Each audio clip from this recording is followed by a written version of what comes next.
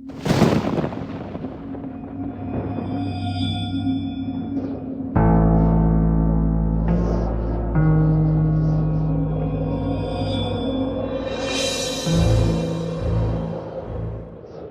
back again to the Imaginary Gallery. We are the discussion of Sandra Brown's book, which we've said the name of 1,000 times, How to Spot a Dangerous Person. And this one is the abusive or violent person. Which, yes, I bit my tongue all the way through because many of the parts I was reading were like bringing back triggered memories of all kinds of crap. But going through the chapter wouldn't be pulled into ADHD moments back and forth, back and forth. Here those are in one place.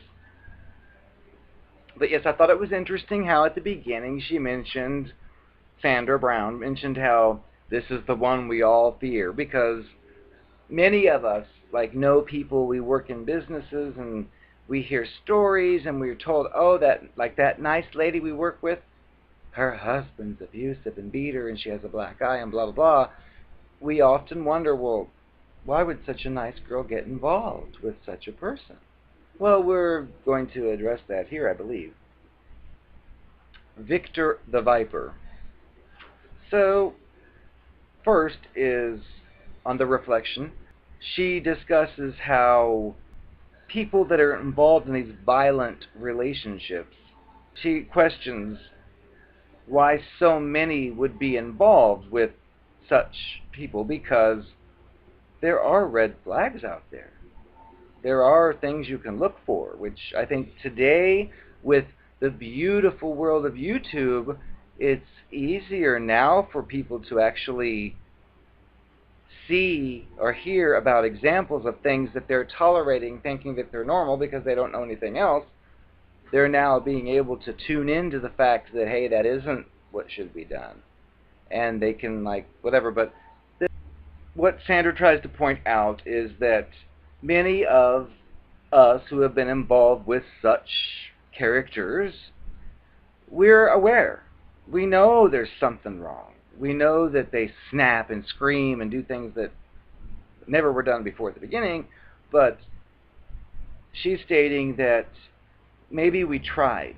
And yes, because usually if you're going to stick around with somebody like this, you were hooked in by something. It could have been something shallow too, like their eyes or their love-making abilities, or something shallow and superficial, however important, and then this other stuff comes out. So that could keep you in thinking that, well, she or he was so sweet at first, we just need to get back to that. Little do you realize it was a fake act designed to get you trapped.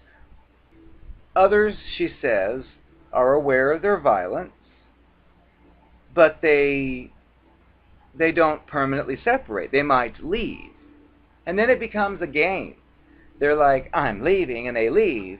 And of course, when you leave, your brain usually edits out all the yucky stuff and then misses the sweet stuff. And so then many times end up coming right back, hoping that the bad stuff will vanish and the good stuff will stay, but it rarely happens that way.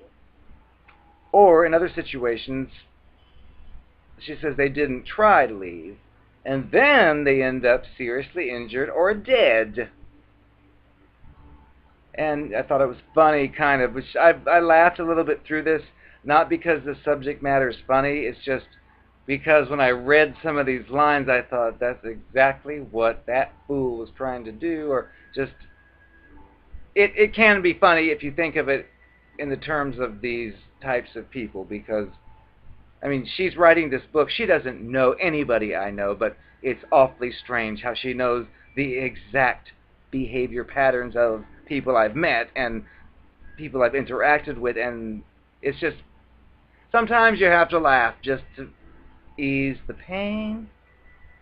The other part I thought was interesting was how she said that very few relationships start with a smack on date number one, which I did a video on that about I don't remember what it was. I had too many. I need to keep track. But there was one where I had said that if you go on the first date and the date smacks you in the face, well, there's probably not going to be a second date, and there'll probably be a police called and whatever. But so these people that are violent, they don't say, "Hi, nice to meet you, pal." They're, especially if you've been with abusive people before, oh, they'll be the sweetest angel you ever met.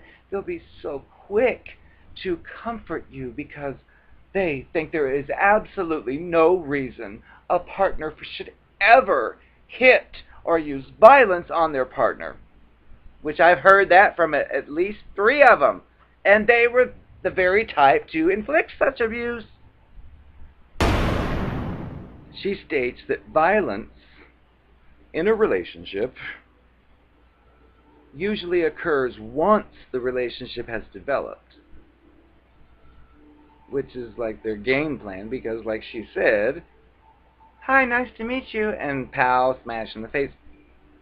No more dates. So she had stated that if the partner is verbally degrading, emotionally inconsiderate, or physically abusive, and see, I don't necessarily agree with this part if she's talking about at the beginnings, but I don't, maybe she's not, because I can't predict, maybe the editor took something out, but yes, at the beginning it's typical that none of this, no hint of violence or anything is there. And what I think probably happens is these, I would think they're still predators, but these violent people who have gotten involved with you and they're trying to like get closer and closer, they may have 1,000 different problems with various things you choose to do or say or whatever, but because they're trying to get in, they'll just bite their tongue and they won't say a word,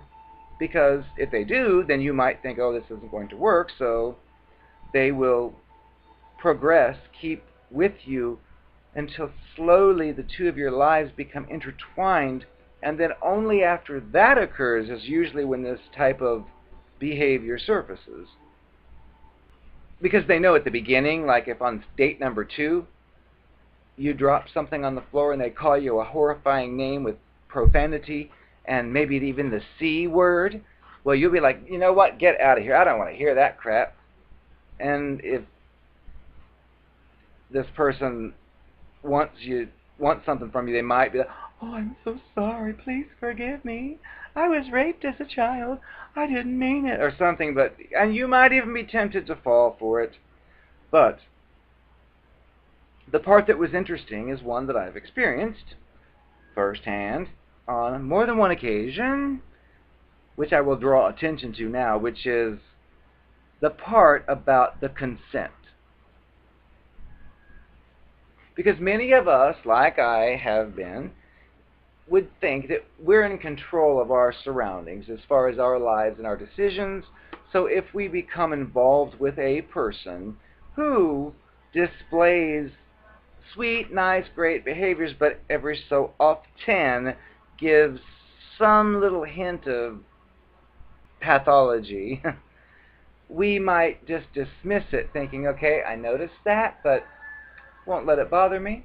But we're not accepting the fact that that little hint of pathology or pathological behavior probably is just the tip of some kind of nasty iceberg.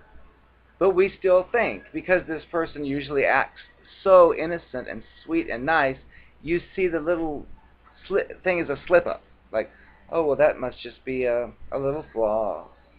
This person's flawed. Oh, and little do you know. But the part about the silence is acceptance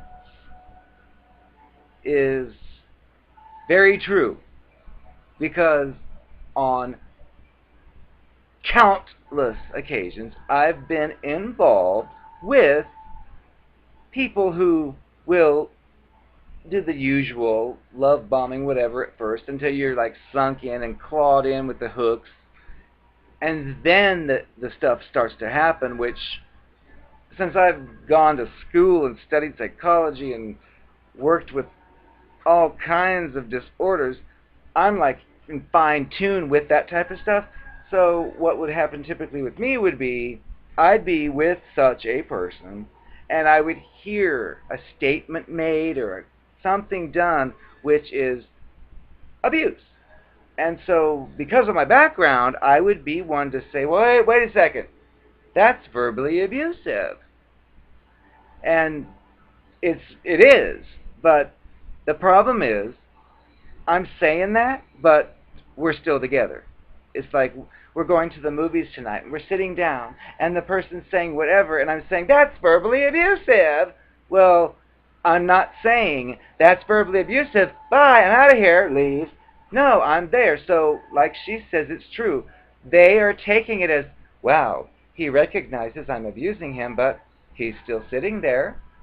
Points for me. And that's exactly how it works, because we, of course, being naive, think if we point it out and say, hey, stop that, that's abuse, we think that's going to make them stop and think, oh, he figured me out, I better stop. But no, it doesn't, because we're still there. So if somebody's being abusive, telling them it's abusive is probably going to make it worse, which I never thought of that before. But the other part she mentioned, which of course is notable, at least in my experience, is the boundary violations. Because these types of people do overstep boundaries. And like I said before, there's something cute or sweet or whatever about them that forces you to kind of overlook it, which I've experienced. That's why I'm their target. I used to be the magnet for these people, because I would like to see a blatant red flag of sickening, evil, abusive behavior, but I'd be so entranced by some other aspect, I would just think, I'll make a mental note, but I can deal with that. But no, you can't, because that's just a small sliver of what's to come. See, we think that we're sending that message to them, like, hey, that's abuse, don't do it. But that doesn't stop it. In fact, it probably encourages more, because they're saying to themselves, well, he recognized that abuse, but we're still going out tonight. Everything's in place. And that's the way it appears to go. And yes, I'll bring this in. I was dealing with a cluster B, retarded, monster, every name in the book, fool, who was pretending to be basically an angel. Volume? Trying to pretend to be an angel, yet I already had like a laundry list of devilish behaviors that had already happened. And so those devilish behaviors kind of gave me like a working model of what kind of person this really was. And I would like piece together what I knew and say, you know what? You're not this perfect Jesus Christ Christian person. And I'd list all the reasons why. Well, these types of people thrive on your attention. And my response was, well, you're still talking to me, so I guess that's a good thing. Which means they're pushing and pushing and pushing as far as they can go. And if you're still talking to them, well, that's like a bonus for them, even though your version of morality or your version of decency is completely different. Theirs is like, well, I'm getting by. I'm passing the tests. I'm still here. So keep that in mind, because that is the way a lot of these people think. And then she talks about how many of these abusive people do it from woman or man to whoever to the next, simply because they can.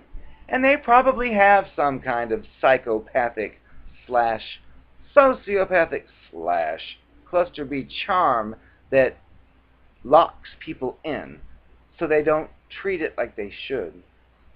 But the point she's making is that the violence or the abuse could be slight at the beginning, like subtle at the beginning, not too bad, but she's warning you that that's just the beginning.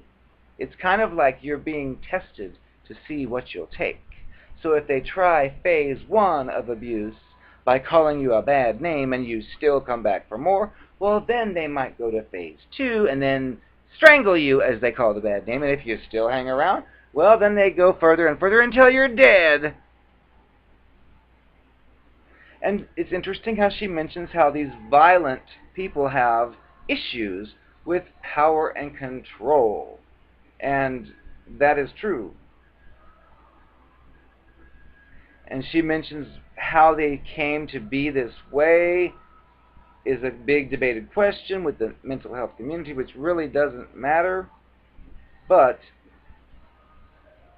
the one point that I thought was very important was when she said that these types of monsters have to be top dog, and this is the most important part, their big issue is they have an inability to have an equality-based relationship. And that is like a golden phrase in this book, because yes, that is exactly the case. And it's not something you'd observe like just by talking to them once. It's something you come to a conclusion of when you think back to the different interactions and how this is what it said was happening, this is what you thought was happening, and you'd say this is what I think is happening, and you'd be told you're wrong. Well, you weren't wrong, but guess what? It's got to be the top dog, so even though you're 1,000% right, it's going to tell you with the gaslight that, oh, sorry, you're wrong, because it's got that power and control complex. When you have gone through that just scenario I just stated, and then you later find out that your scenario was in fact accurate, it's very empty feeling when you think about the argument that that person gave you to state how wrong you were, and then now you found out you weren't. You'd expect some kind of reaction like, oh dear, or some kind of red face or remorseful type behavior, but you don't get that. That shows you they're not human. They're reptilian alien shapeshifters, because they have no emotions or souls. So they're just like, oh, well, so what? Well, I did say that, but whatever. And you think, huh? Because the person they were pretending to be before would clearly understand whatever they've done is horrible, but now that you've like moved beyond that and you've discovered their secret, now it's like a whole new set of rules apply. And that is why these people are repulsive. But again, about the equality. They cannot have... I've had it, maybe there were two at least, but where I kind of had an idea what the deal was. I could figure out what was happening. Basically, they wanted me as their partner, but they wanted to play and have fun. But I was not supposed to know this. However, I happened to find out about it. So I would be like trying to be a fair person to say, well, I could get into variety too if you like variety. Sure, if I can see how if you're with the same person day and night would be kind of the same as if every day for your food desire you had the same meal every day and every night. Sure, I could deal with variety, but guess what? That is not allowed. You're not going to have, I'm not going to have any variety. That's reserved for the evil person in their other compartment that I'm supposed to not be a part of. So that's a different topic of compartmentalization, but I'm thinking about the reality of this person is playing around with the hookers in the whorehouse, and so I might say, well, sure, I like being with you, but it might be fun to play with a hooker in a whorehouse one night. Let's do it. I'll be told, you're sick. I wouldn't do that. But then, the next night, it goes to the whorehouse and has a hooker. But I'm not supposed to know. And see, that's how they try to do this thing. That's abusive as well, because they want to keep your little fake family life separate from their little whorehouse life. And I don't go for that. It's like, look, I'm a human being too. I know how we can tire of the same thing. So, you want to go to the whore? And they throw a fit and act like I've got some kind of problem, even though they are frequenting the whorehouse every night. So, they don't want equality. They want to be at the top of the totem pole and want you to be the clueless one at the bottom of the pyramid who does not know what is going on. And if you question, are you sure you're not going to the whorehouse? You'll be told, oh, that is silly. I never go to the whorehouse. And then, of course, I set up a hidden camera and film the person going there and then show the proof. And what happens? How dare you film me? That's terrible. I'm leaving. And nothing's discussed. That is abusive as well, and that is very common with these types of people, unfortunately. And you're like thinking, wait a second. You went there and said you didn't, and you're just yelling at me for filming it? Huh? Welcome to the world of the cluster B monster and the dangerous people. But, see, I got emotional on that one because it's disgusting. The other part she mentioned, which unfortunately I did not experience, but I could see how someone could, but she's saying that some people's households they grew up in, they learned from like their family members, whoever raised them, that violence, which I would imagine screaming, knocking things over, tearing stuff apart, some people learn from an early age that that is the solution to someone who's displeased. So then in turn, once they've of course gotten their hooks into you and they're comfortable in your home with you, then they resort to that. Like it's kind of like suppressed all this time. They're playing it safe, being good to get further and further and further, and then once they're in, then when some stupid tiny disagreement comes up, then all of a sudden they knock over something. Or like one I used to know was stupid because it was his house, but I discovered some sick secret about him, and so he took this thing, which I don't even know what it was, some kind of metal thing, and threw it towards me, and of course it didn't hit me, but the house had these like glass, what are they, I don't know, they're like bricks of glass that like let light through but you can't see through, and it like smashed one and made a hole in it. I thought, it's your house, great, throw another one. But this is sick. I don't even know what happened because I left that house, but that's using violence, which for the first how many years never occurred. It's like just waiting dormant until the right moment, and then evil. And then she says that these people have other issues as well, and that she says that more than 50% have the drug and alcohol issues.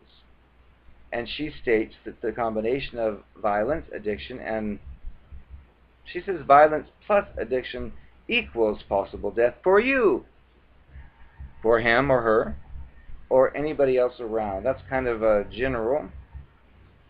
Then she discusses the part about how these people are the product of violent childhoods.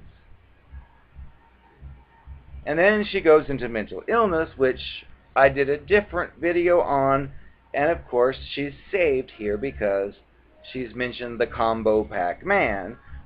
And the next part was when she discusses the different types of abuse, which I actually found interesting, which is kind of surprising that it's such a short chapter, but then lists all these, which I'll just briefly cover them just like she did as far as my concern or my experience with them. But yes, there are many kinds of abuse, and verbal of course is obvious, but in my experience I've noticed I never got any kind of verbal abuse at first. It was verbal praise. It was love bombing love. It was never verbal abuse. The verbal abuse does not come until you've like resigned yourself over to like giving up all your freedom to like be in the same house or place together. Then the verbal abuse comes, but not before, because if it came out before, you'd be like, you know what, I'm not going to move in with you. Well, it's like a sick trap. So they like suppress it until they've got you. And then once you're in the cage and the door's locked, then the verbal abuse comes out, which I find to be repulsive. And then emotional abuse she talks about, which is, she's kind of talking more about like the overt type abuse, like, don't you wear that outfit in public. But she didn't really talk much about the covert emotional abuse, which is another part. But she's stating that your partner's criticizing you, which damages your self-esteem, to make it so you feel like you're not good enough, so you better tolerate this abuse because you're not good enough, you won't make it elsewhere. So deal with it. And that's kind of the message some of these people will send. And then the other types would be the fake jealousy, which I would bring in is usually projection. For example, the husband is abusive. He's got a wife who does nothing except sit at home and knit, and yet he's got 3 secretaries he makes love to on a regular basis, and he takes his wife out to the mall, and some man likes her outfit or her costume or something and talks to her, and she smiles and talks back and forth. The husband then becomes enraged and says, don't you talk to men like that, you probably date him or something. He is projecting because she's just dealing with, it's Halloween time, and she's just like talking about her costume. But that's emotional abuse as well, and projection, because if she knew he'd made love to 3 secretaries every other day at the office, this whole discussion would be pointless. But that's the way these people work. And then they use their violent acts to scare you, or they publicly humiliate you, which isolates you from other people, which is another video, isolation. And basically they're messing you up. They've got you in their clutches, you're figuring them out, and they're going to do all this horrifying stuff. And spiritual abuse I've never really encountered where anybody would ever criticize any type of spiritual idea I would have. I would be like open-minded, like, well, I understand this religion says A, B, C, and D, but this one also says D, C, E, and F, and I can see how they're probably both part of the same thing. They're just different interpretations. But there'd never be any kind of criticism of that. So, in fact, usually that's mirrored. So, with financial abuse, luckily I've never gotten involved in that because of my experience in that collection company I worked at for many years on the phones, which actually ties right into this one.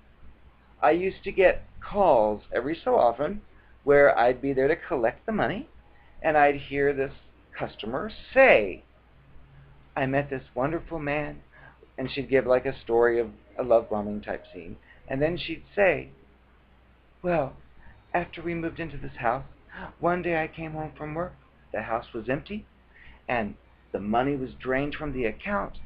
And I heard this story, I was like in my 20s, just hearing this thinking, oh, that is sick. And so when I eventually cohabitated with another person, I said, you know what? Money's going to be separate. Because that story was so striking, because I realized how easily that could happen. You find some great person and you're tempted to just give in and give up any type of discrimination, then he's like, oh, here's my account, and then it's gone? No way. And the other thing she mentions too in the financial abuse is he or she keeps all the money, which again, I didn't want to do that, but let's say it does, and then it spends it all on some ridiculous purchase, and then you're like, I need some money for this. Sorry, it's gone. That's control, that is abuse, that is sick. And then physical abuse is really short, which I mentioned before. We know what that is. And then sexual abuse, I think we know what that is. And then system abuse, which would be the restraining orders and violations. And usually I would imagine that would be if the abusive person possesses some kind of sick, superficial trait that the target just can't get enough of, and this person knows it, and knows what buttons to press to create the romance. I'd imagine that's why they probably violate such legally required things and make the target not even want to turn them in. As far as who they seek, Sandra, whatever, is saying that these predatory evil people, they're drawn to someone who is going to stay. And that's one little piece I noticed with at least two, was there a third? Possibly. I was like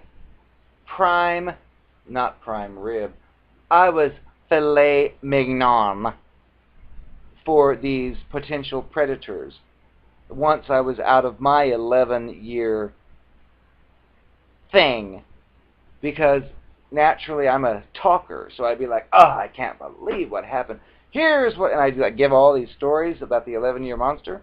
Well, if I happen to be speaking to a abusive person or a violent person, it is music to their ears to hear such stories. But of course, they're going to be on your side about, oh, that is so terrible, someone did that, I would never, which is a gosh darn lie. But they love to have their power cake and eat it too, which made me think of it. Pretend I'm a predator and I scam you and it lasts a week and you figure me out, it's over. Darn. Then I scam that person and it lasts 3 weeks. Oh, then it's over, they figure me out. Well, imagine if I find a person who had been involved in such a scam arrangement and it lasted for over 10 years. If I'm a scammer, that's going to be like gold. Like, wow, I wish I could scam somebody that long. So when I'm sitting there telling these horror stories, this scam artist is thinking, oh, I'd love to have a scam for 10 years. And so it tries to verbalize the, I would never do that, I love you forever, I would never. And it's just sick. But I never thought of that before until I started studying this stuff. But yes, an ex-abuse victim is the perfect target for the abuser, where the partner is abusive, and then when the target is like, why are you so abusive? Well, yes, actually, I have heard that. I've heard, it's your fault. It's your fault I'm this way because you do this and do that, which I would attack by saying, it's not my fault that you did that. You're in control of you. But some people do actually believe that if their spouse or whoever tells them it's their fault, they will believe it, which is sad because everyone is responsible for their own behavior. So if I'm married to you and I promise my love to you, but then you're gone one night and I run off with candy cantaloupes and have passionate love with her, and you find out, well, if I say to you, well, I didn't want to be with candy cantaloupes, it's your fault because you were gone that night, that is retarded and sick and stupid. But there will be people who will say that and expect you to believe it, and that is another form of abuse. And then she talks about the abusive homes, which I think we've covered that before, where if you grew up in an abusive household and you're used to screaming, cussing, and throwing things all day, sure, you know it's twisted and sick and wrong, but you know it. So if you then move in with some person years later and they're doing the same thing, you know it's wrong and sick, but you know it. So it's like, I know this is wrong, but this feels familiar. And that's a concept we've covered before. And then, of course, if you've had a history of being with violent people, you're the perfect choice for the next violent person. And of course, they'll be the sweetest thing ever. And these lessons tie right into the Cluster B series of the videos I do. And then she talks about why they're successful. We know why they're successful because they're intelligent in certain ways, but they're skilled. They've practiced. They've gone through thousands of victims or targets. And then she mentions, because they do start out the situation differently from how it turns out, because, as we said before, hi, nice to meet you, pal, is not going to happen. But they're fun and sweet and whatever they think you want to get you hooked in. And we talked about the boundaries as well, how we violate our own boundaries, and then that, of course, gives them like the message that, wow, this person has boundaries, but I must be pretty good because it overcame it. Because I've had that before, where, just for example, that a new person into my life that I spend time with on a casual basis would start overstepping boundaries by snooping through various things that were none of its concern, and then would bring them up to me, and I'd be like, I don't feel comfortable with you being in this house if you're going to look through my things and come to fake conclusions. But then, of course, what did I do? I said, come on over again, so I'm consenting. Lesson learned. But I'm trying to like say, hey, I know what you did and it's sick. Stop it. But that doesn't work with this type of, at least if it's a cluster B monster, because if you have them over again, well, they're going to search your drawers next and search behind your walls next, and it's just, it gets worse and worse. That's enough for now, but she does have some interesting stories, which I may or may not cover one of them, because it really struck my fancy, but keep this stuff in mind, and have a great day. I am a human clone.